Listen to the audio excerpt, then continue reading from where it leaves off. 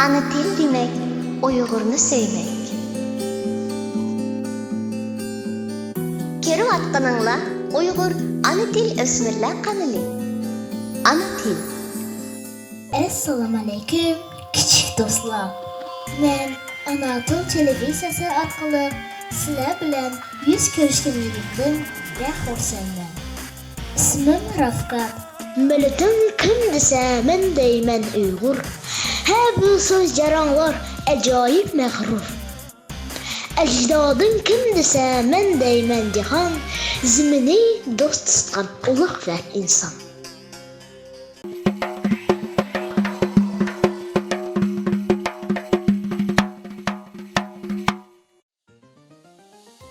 Assalamu alaikum. Ben Anadolu televiziyasının kiçik muxbiri Ötkür Abdurrahim Köktog bolman.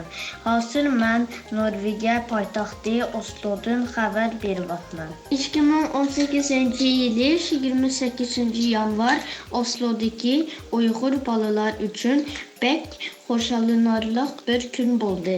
Çünkü Oslo'da yeni Anadolu Mektebi okuş başladı. Bu günü biz çiraylıq uyğucu kiyimlərimizni giyib, yeni məktəbə gəlgəndə müəllimlərimiz bizni qarşı edib güllərini sovğa qıldı. Bu günü məktəbə 30-dan artıq balalar gəldi. Yəni texi bək kiçik 2-3 yaşlıq uşaqlarımız gəldi. İçiliş mərasimində biz surələrini və şeirlərini oxub təqdim qıldıq. Çonlar və ata-analar heyran qaldı və afirin oxub alqış yağdırdı. Əmdi diqqətinizlər bu könüllü yaşamının xatirələri olsun.